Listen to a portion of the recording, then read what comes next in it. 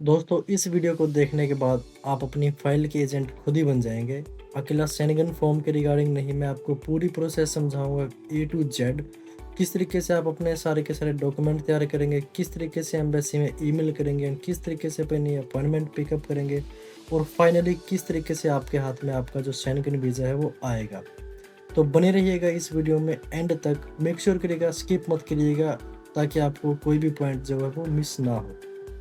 तो in short दोस्तों मैं आपको बता देता हूँ, शेंगन वीज़ा के अंदर 29 कंट्रीज़ आती हैं। किसी भी एक कंट्री का वीज़ा अगर आपके पास होता है तो आप 29 कंट्रीज़ में फ्रीली मूव कर सकते हैं। करंटली हम चूज़ कर रहे हैं लग्जमबर्ग, और आपको गूगल पे डायरेक्टली ये टाइप करना है लग्जमबर्ग एम्बेसी लंदन। लग्जमबर्ग हमने क्यों चूज़ की दोस्तों, उसका रीज़न मैंने आपको पिछले वीडियो में भी बता दिया था। आपको सिर्फ लग्जमबर्ग की ऑफिशियल वेबसाइट पे आ जाना है। जैसे आप देखेंगे राइट साइड में 2 ईमेल आपके पास हैं, तो सेकंड वाली ईमेल जो कि है हमारी काउंसलर इंक्वायरीज, इस ईमेल को आपको कॉपी कर लेना है, और इस ईमेल पे ही आपकी सारी की सारी कन्वर्सेशन होंगी एम्बेसी के साथ। जो भी आपकी बात होएगी यहीं से आपको अपॉइंटमेंट बुक होएगी। इसी ईमेल पे आप अपने डॉक्यूमेंट वगैरह फॉरवर्ड करेंगे। इसी के साथ मैं आपको लेके चलता हूँ मेरे ईमेल एड्रेस पे, आपको प्रॉपर दिखाऊंगा कि मैंने किस तरीके से बात करी थी। तो ये एक फॉर्मेट है, डियर लग्जमबर्ग एम्बेसी ऑफिशियल। आप इसी को as it is copy paste अपने में कर सकते हैं, कोई भी इश्यू आपको नहीं आएगा। बस मेक श्योर कीजिएगा कि आप अपने जो नाम वगैरह हैं वो एडिट कर लीजिएगा। एंड मैं पूरी कन्वर्सेशन आपको दिखा देता हूँ। आप चाहें तो इस वीडियो को रोक के ये वाली ईमेल पढ़ भी सकते हैं। जैसे आपने ये ईमेल करी, उस केस में एम्बेसी की तरफ से आपके 2 रिप्लाई आते हैं। या तो वो डायरेक्टली आपको डॉक्यूमेंट वगैरह बता देंगे, या फिर आपको वो बताएंगे कि हमारी जो एम्बेसी है वो इस टाइम तक फुल्ली बुकड है। इस केस में उन्होंने बताया कि हम इस टाइम तक फुल्ली बुक हैं, बट हमने उनको बोला कि हमारे पास जो आप देख सकते हैं उन्होंने रेड में जो लिखा हुआ है ना, ये चीज़ मैं आपको हाईलाइट करके भी दिखा देता हूँ कि फर्स्ट वीक ऑफ अगस्त तक वो फुल्ली बुकड है। तो इस वजह से आप अपने टिकटें वगैरह उस अकॉर्डिंग करवाएं। तो उस केस में हमने एम्बेसी को बोला कि हमारे पास जो डॉक्यूमेंट्स वगैरह हैं वो ऑलमोस्ट रेडी हैं, आप हमें बताइए कि आपको कौन कौन से डॉक्यूमेंट्स की रिक्वायर्ड है, ताकि हम जो है अपने अपॉइंटमेंट आपके अकॉर्डिंग जो वो पिक कर सकें। जैसे आपने ये रिप्लाई एम्बेसी को किया, उसमें पहली 2 लाइनें तो सेम ही है ऑलमोस्ट, और इसमें आपके पास डिटेल आ जाती है कि कौन कौन से डॉक्यूमेंट आपको एम्बेसी को फॉरवर्ड करने रहेंगे अपने अपॉइंटमेंट पिक करने के लिए। आप रेड में देख सकते हैं fully book until first week of August inclusive. तो इस टाइम तक आपको शायद अपॉइंटमेंट ना मिले, तो टिकटें आपको इसके बाद की बुक करनी रहेंगी। एज मैं हाईलाइट कर रहा हूँ, सबसे पहला डॉक्यूमेंट आपका हो जाता है दोस्तों पासपोर्ट, किसी भी इंटरनेशनल ट्रैवल के लिए। सेकंड आपको यूके का बीआरपी चाहिएगा। थर्ड जो आपको सपोर्टिंग डॉक्यूमेंट चाहिए, उसमें आपकी फ़्लाइट टिकट्स आ सकती हैं, फ़्लाइट रिजर्वेशन आ सकती हैं, होटल की रिजर्वेशन आ सकती हैं। ये तीनों चीज़ें आपकी कंपलसरी रहेंगी, ये आपको दिखानी रहेंगी। किसी किसी केस में अगर आपका कोई रिलेटिव वगैरह वहाँ पे रहता है तो आप उनकी डिटेल्स भी प्रोवाइड कर सकते हैं। तो ये नेक्स्ट उसके बाद डॉक्यूमेंट आ जाता है आपका 4th नंबर पे, प्रूफ ऑफ फाइनेंशियल मीन्स, आपके 3 महीने की बैंक स्टेटमेंट। और सेकंड अगर आपका कोई स्पाउस वगैरह आपको फाइनेंशियली सपोर्ट कर रहा है तो उनकी डिटेल्स। 6 नंबर पे आपका डॉक्यूमेंट आ जाता है proof of return to UK. And proof of return to UK में अगर आप एम्प्लॉयड हैं तो एम्प्लॉयर की डिटेल्स, अगर आप स्टूडेंट हैं तो आपके यूनिवर्सिटी की तरफ से डिटेल्स आपकी वहाँ पे जाएंगी। यूनिवर्सिटी आपको टर्म लेटर दे देती है, एंड आपको सिग्नेचर करके एक डॉक्यूमेंट बना के भी दे देती है कि ये स्टूडेंट ट्रैवल कर सकता है। एंड 7th नंबर पे आपका जो डॉक्यूमेंट आता है दोस्तों वो रहेगा आपका ट्रैवल इंश्योरेंस। ट्रैवल इंश्योरेंस आपको कैसे बुक करना है उसका मैं लिंक इस वीडियो के डिस्क्रिप्शन में डाल दूंगा। कवरवाइज से मैंने बुक किया था, आप भी वहां से जाके बुक कर सकते हैं। टेलीफोन नंबर आप डेफिनेटली ईमेल में मेंशन कर दीजिएगा। वैसे तो वो कांटेक्ट करते नहीं है, बट इन केस अगर कुछ भी हो सकता है दोस्तों तो एजेंट सेफ साइड आप ये कर सकते हैं। 9th नंबर पे वो उन्होंने हमें बताया है कि फीसेस वगैरह आपकी कितनी रहेंगी। अगर आप अडल्ट हैं तो आपकी 80 पाउंड फीस रहेगी, पहले 70 थी बट अभी इन्होंने बढ़ा दी है ये। और अगर आप माइनर का अप्लाई करते हैं तो 40 पाउंड आपकी फ़ीस रहेगी। 2 डॉक्यूमेंट वो हमें अटैच करके भेजते हैं ईमेल के साथ, क्योंकि ये डॉक्यूमेंट हमें फिल करके उनको रिवर्ट करने होते हैं। सबसे पहले शेंगन वीज़ा फॉर्म और एक ट्रैवल प्लान का। यहाँ पे आप देख सकते हैं मैंने प्रॉपर एक एक वर्ड के हिसाब से उनको लिखा हुआ है कि इस नंबर पे मेरे ये डॉक्यूमेंट हैं। सारे के सारे डॉक्यूमेंट इसके अंदर हैं। मैं आपको ये सारे दिखा भी दूंगा जो जो भी मेरे इनसे पॉसिबल होएगा। जैसे हमने उनको डॉक्यूमेंट भेजे उसी टाइम पे हमारे पास रिवर्ट आ गया 25 जून को। आप देख सकते हैं दोस्तों ये ईमेल हमने करी थी एम्बेसी को। और एक मिनट, 25 जून को हमने ईमेल करी थी और हमें 1 जुलाई की अपॉइंटमेंट मिल गई, मतलब कि विद इन 1 वीक हमें एम्बेसी कैंट से अपॉइंटमेंट मिल गई है। और रीज़न क्या होता है कि 25 जून के बाद सिर्फ 1 हफ्ते की हमें अपॉइंटमेंट मिलने का कई बार इन्होंने साफ-साफ मेंशन भी किया है कि ड्यू टू कैंसलेशन आपको ये अपॉइंटमेंट मिल गई है। तो कई बार क्या होता है कि कैंडिडेट्स वगैरह आपको मतलब उनके टाइम पे वो रिवर्ट नहीं करते या फिर उनका प्लान वगैरह स्विच हो जाता है। तो जो भी कैंडिडेट ड्रॉप आउट होते हैं ना प्रोसेस से, उनकी अपॉइंटमेंट्स वगैरह हमें मिल जाती है। ये एक काइंड ऑफ बेनिफिट मैं कहूँगा, अगर आपकी किस्मत अच्छी है तो आपको भी मिल सकती है। बट ऑन एन एवरेज 1 से 1.5 महीने का टाइम फ्रेम आप मान के चलिएगा। ये एज एन लक अपॉइंटमेंट आपको 1 वीक के अंदर मिली है। इस अपॉइंटमेंट में भी 4 डॉक्यूमेंट उन्होंने साफ-साफ बोले हैं। 1 आपका फ़ोटोग्राफ होनी चाहिए, सेकंड आपकी वीज़ा फ़ीस जो कि आपको कैश लेके जानी है 80 पाउंड्स। मेक श्योर करिएगा कि आप 10 पाउंड अपने एंड से एडिशनल ही लेके जाएँ, क्योंकि कई बार कई डॉक्यूमेंट वगैरह वहाँ पे मिसिंग हुए तो आप प्रिंट करवा सकते हैं, वो कर देते हैं ऑन द स्पॉट। उसमें आपको वो 1 पाउंड चार्ज करेंगे और कार्ड से पेमेंट वो नहीं लेते हैं भाई, ये बात आप ध्यान रखना। तो वो आपका कैश ही लेंगे। और पासपोर्ट और बीआरपी कार्ड डेफिनेटली आपको लेके जाना रहेगा। तो जैसे उन्होंने ईमेल में मेंशन किया है कि कन्फर्म योर एक्सेप्टेंस, आप इस ईमेल का रिवर्ट कर देंगे कि हाँ मैं ये अपॉइंटमेंट कन्फर्म कर रहा हूँ। आप देख भी सकते हैं कि मैंने ये अपॉइंटमेंट कन्फर्म कर दी है। उनका भी रिवर्ट आ गया है कि good morning, this is booked, appointment आपकी हो चुकी है कन्फर्म। अब एक बात मैं आपको बता देता हूँ दोस्तों, बीआरपी कार्ड के रिगार्डिंग।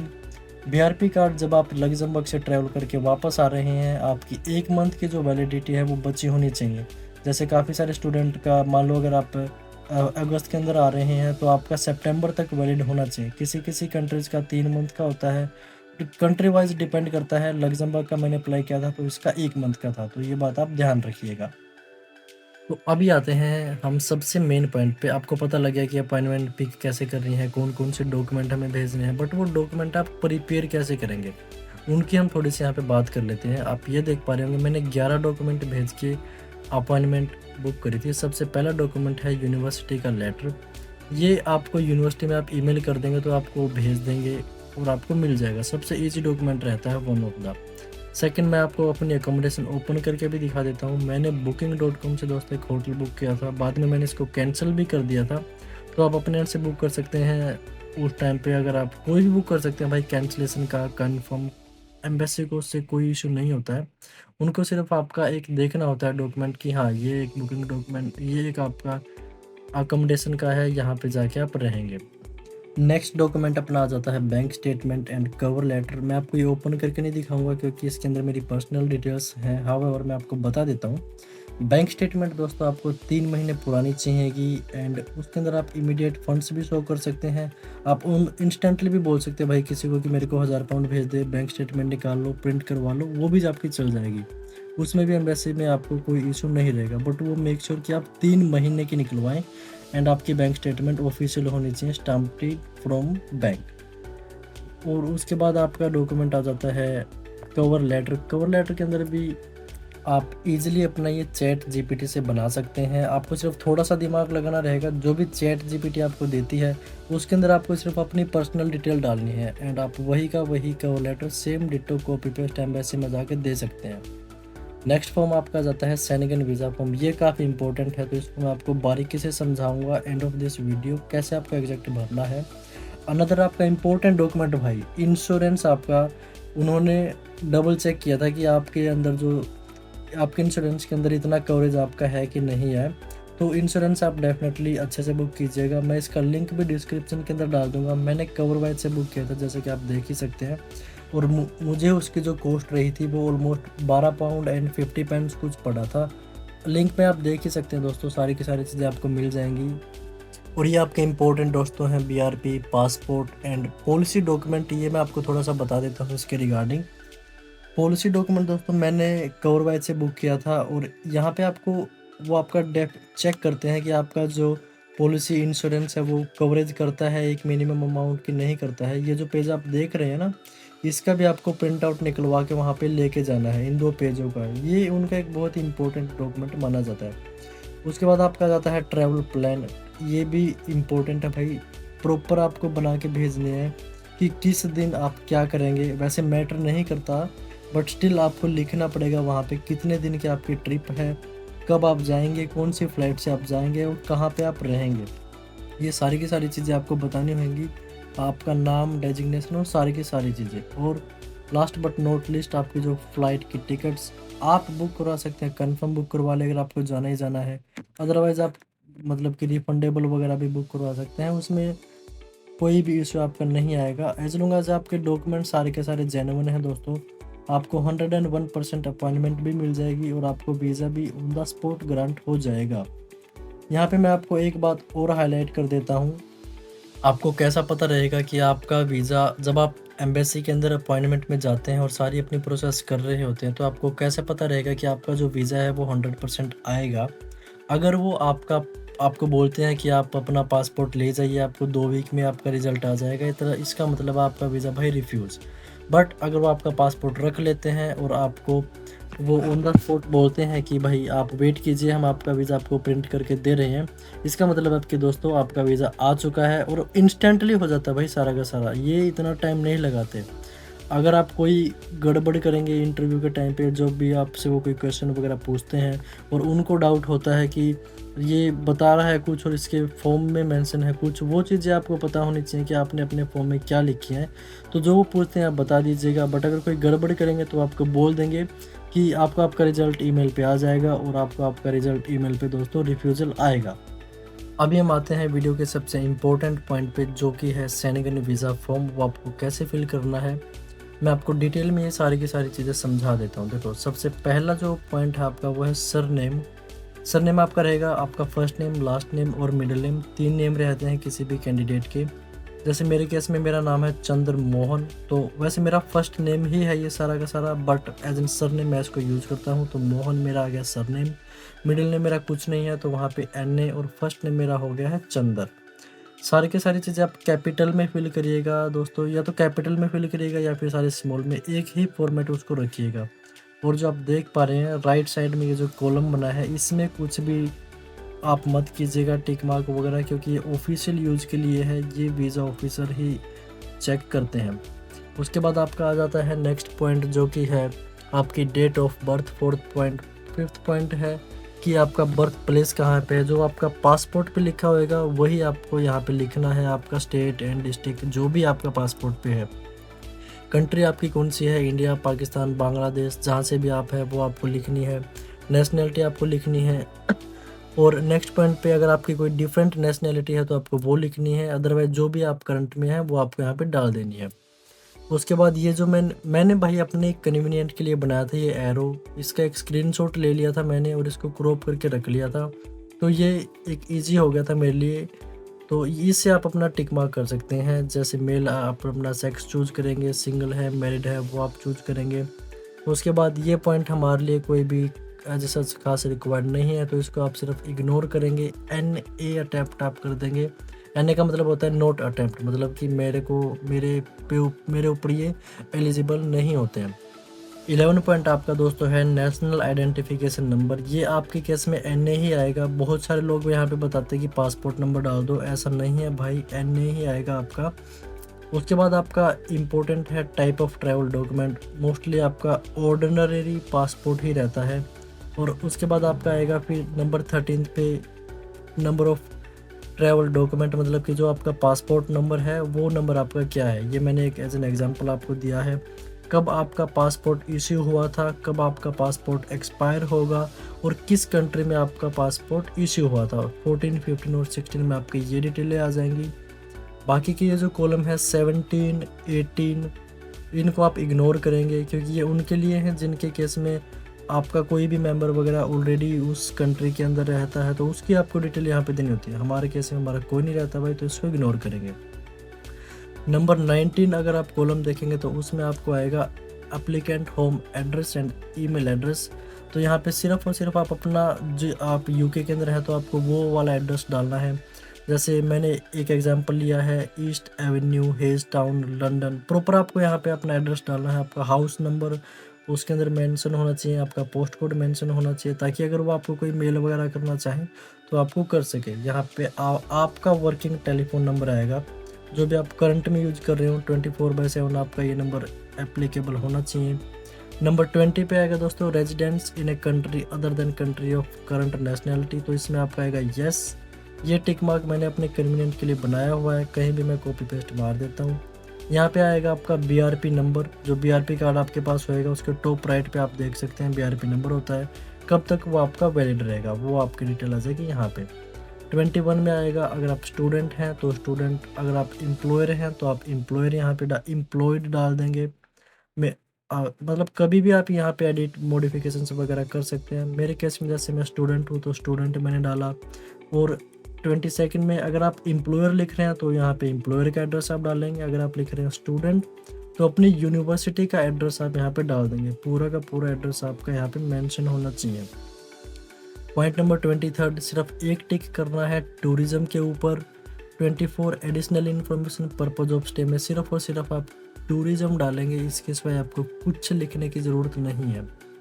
25 में आप कौन सी कंट्री में जा रहे हैं एंड किस कंट्री में आप एंट्री करेंगे। तो मेरे केस में मैं लग्जमबर्ग में जा रहा था, लग्जमबर्ग यहाँ पे आएगा। Member state of first entry वो भी मेरा लग्जमबर्ग ही रहेगा। पॉइंट नंबर 27 की आपको कितनी एंट्री चाहिए, हमेशा टिक करिएगा मल्टीपल एंट्री। कोई फ़र्क नहीं पड़ता भाई, मेरे एक्सपीरियंस से बता रहा हूँ, तो ऑलवेज मल्टीपल एंट्री ही सिलेक्ट कीजिएगा। अब वो डिपेंड उन पे करता है वो आपको सिंगल एंट्री दे रहे हैं, डबल दे रहे हैं या मल्टीपल दे रहे हैं, बट आप क्लिक मल्टीपल ही कीजिएगा। यहाँ पे आपकी 2 डेट्स आएंगी कि किस तारीख को आप फ्लाई करेंगे और किस तारीख को आप वहाँ से वापस आएंगे। तो मैं जैसे 5 तारीख को जाऊँगा, 7 तारीख को वापस आऊँगा, जिसकी मैं प्रॉपर वीडियो भी बनाऊँगा आपको दिखाने के लिए कि कैसा क्या कुछ वहाँ पे होएगा। तो वो आपकी 2 डेट्स यहाँ पे आ जाएंगी। 28, अगर आपके फिंगरप्रिंट्स पहले कभी हुए हैं, मतलब पहले आपने कभी शेंगेन वीज़ा लगवाया है तो आप यस कर देंगे। मोस्ट ऑफ द केसेस में ये नो ही होता है, क्योंकि जो भी इस वीडियो को देखेंगे वो फर्स्ट टाइम अप्लाई कर रहे होंगे। 30 को आप इग्नोर कीजिएगा, 29 को आप इग्नोर कर दीजिएगा, ये हमारे लिए नहीं है।